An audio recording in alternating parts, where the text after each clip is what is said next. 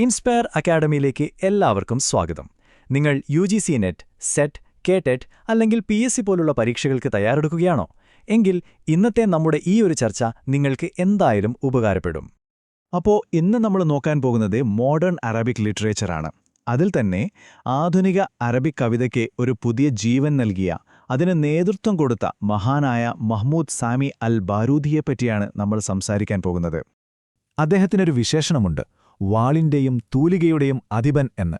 അതായത് ഒരേ സമയം ഒരു പട്ടാളക്കാരനും പിന്നെ ഒരു കവിയുമായിരുന്നു അദ്ദേഹം.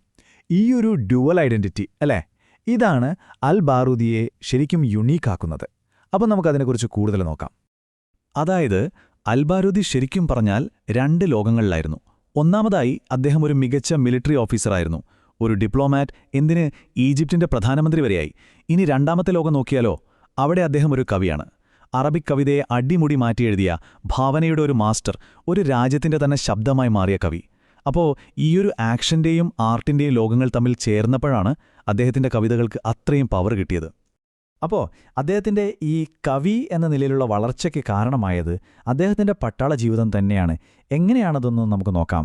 ആ ഒരു യാത്രയിലേക്ക് പോകാം. അദ്ദേഹത്തിന്റെ കരിയർ ഗ്രോത്ത് ഭയങ്കര വേഗത്തിലായിരുന്നു. ഒന്ന് ആലോചിച്ച് നോക്കൂ, വെറും 14-ാമത്തെ വയസ്സിലാണ് മിലിറ്ററി സ്കൂളിൽ ചേരുന്നത്.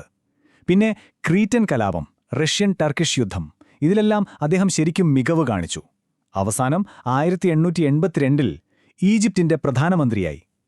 ഇത് വെറുമൊരു പട്ടാളക്കാരന്റെ കഥയല്ല, അല്ലേ? ഒരു ലീഡർ ജനിക്കുകയായിരുന്നു അവിടെ. പക്ഷേ കഥ ഇവിടെ മാറുകയാണ്. അദ്ദേഹത്തിന്റെ ജീവിതത്തിൽ വളരെ നാടകീയമായൊരു സംഭവം നടന്നു. അദ്ദേഹത്തെ നാടുകടത്തി.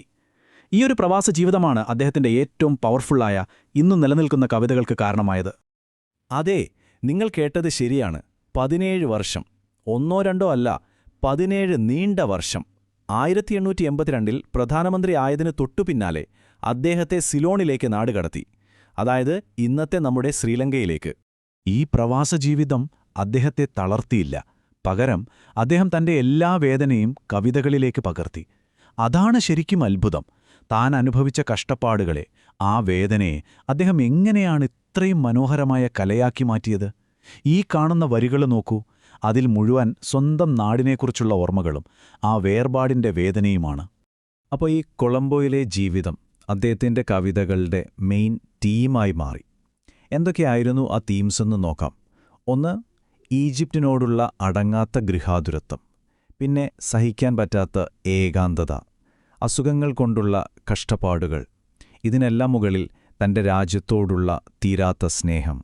ഈ ഇമോഷൻസാണ് അദ്ദേഹത്തിന്റെ ആ കാലഘട്ടത്തിലെ കവിതകളുടെ എല്ലാം ഒരു കാതലെന്ന് പറയുന്നത്.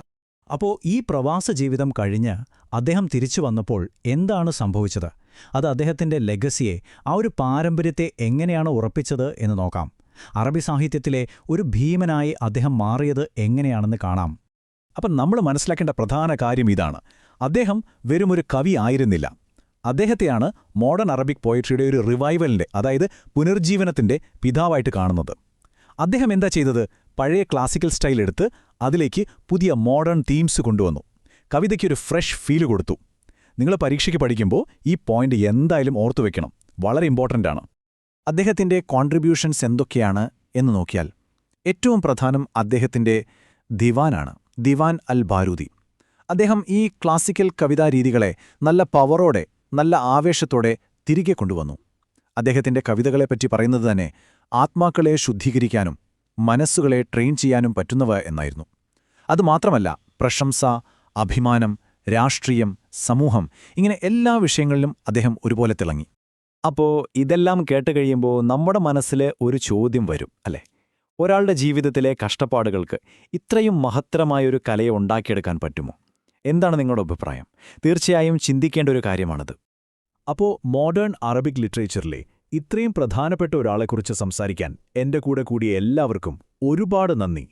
നിങ്ങളുടെ പഠനത്തിന് സഹായിക്കുന്ന ഇതുപോലുള്ള കൂടുതൽ വിഷയങ്ങൾക്കായി നമ്മുടെ ഇൻസ്പയർ അക്കാഡമി ചാനൽ ലൈക്ക് ചെയ്യാനും ഷെയർ ചെയ്യാനും പിന്നെ സബ്സ്ക്രൈബ് ചെയ്യാനും മറക്കരുത്. നമുക്ക് അടുത്തൊരു വിഷയമായി വീണ്ടും കാണാം.